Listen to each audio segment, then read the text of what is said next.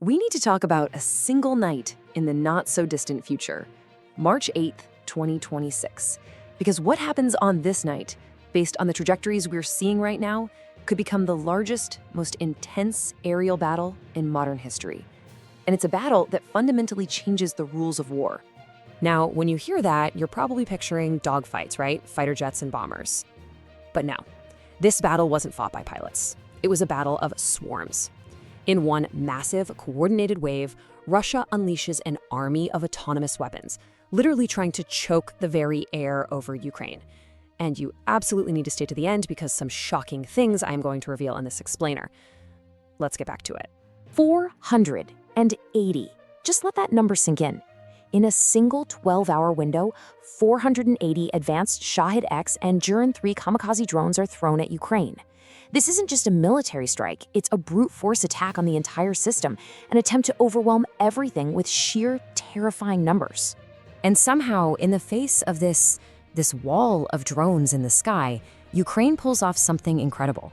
They shoot down 453 of them, a 94% success rate. Absolutely staggering. But you know what? That's not even the most shocking part of the story. The real shock is what came next. To really get what a huge leap this is, you have to rewind a bit. Back in 2024, a massive drone attack was maybe, 40 or 50 drones? By 2026, the game has completely changed.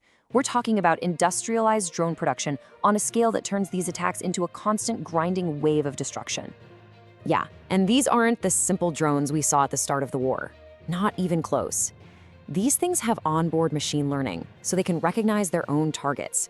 They've got advanced terrain mapping systems, which means they can find their way even if you jam their GPS. They've basically become cheap, smart, disposable cruise missiles. And here's the really cunning part of the strategy.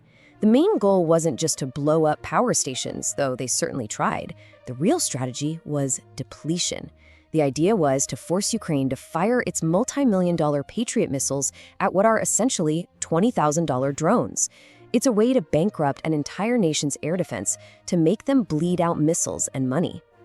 So that leads us to the billion-dollar question, right? How in the world did Ukraine shoot down 453 of these things without going completely broke in the process? Well, the answer is they had to tear up the old playbook and literally rewrite the economics of attrition warfare.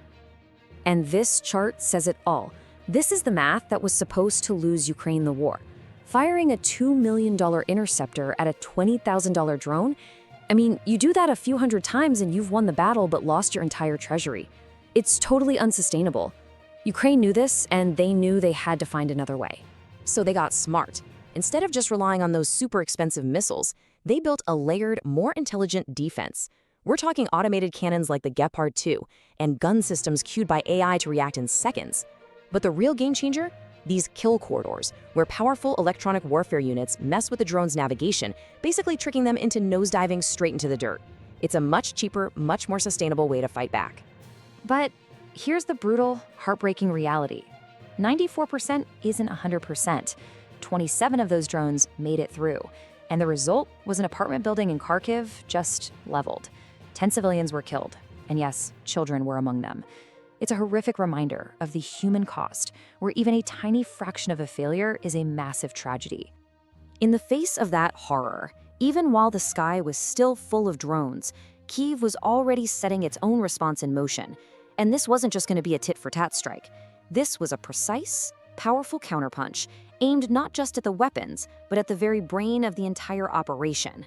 So what did they do? How did they hit back? Well, they didn't launch their own swarm. They went after the source. They used a classic military tactic, but updated for the 21st century, a saturation strike. Basically, you throw a whole mix of different weapons at a target all at once. The idea is to completely overwhelm and confuse their air defenses.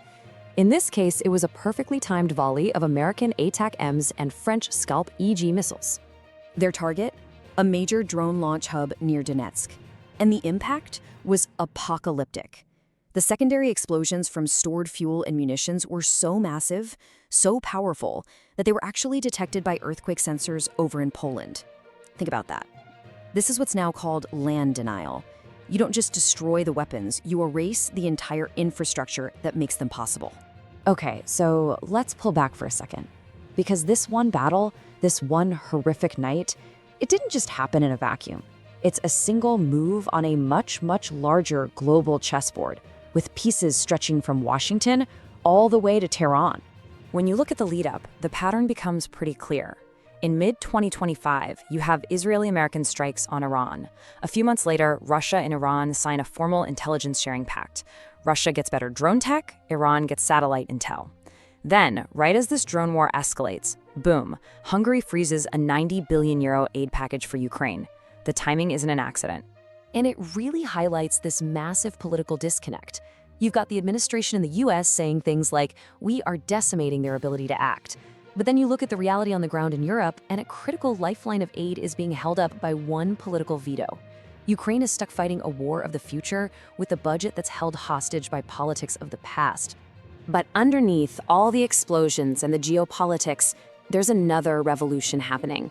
It's the digital brain that made Ukraine's defense possible to begin with, and it shows us just how completely the battlefield has been transformed. It's a system called Delta. Think of it as a cloud-based war room. It takes in everything: satellite internet from Starlink, live video from thousands of drones, intel from troops on the ground, and fuses it all into one real-time picture of the battlefield. It was Delta's AI that was able to look at all 480 incoming drones and, in milliseconds, assign each one to the best weapon to take it down. And really, that's what the March 8th massacre tells us. It's a turning point. We are watching the end of the era of the expensive manned fighter jet. And we're seeing the dawn of a new age, one defined by massive swarms of cheap, smart, autonomous weapons. Attrition warfare is now a digital game.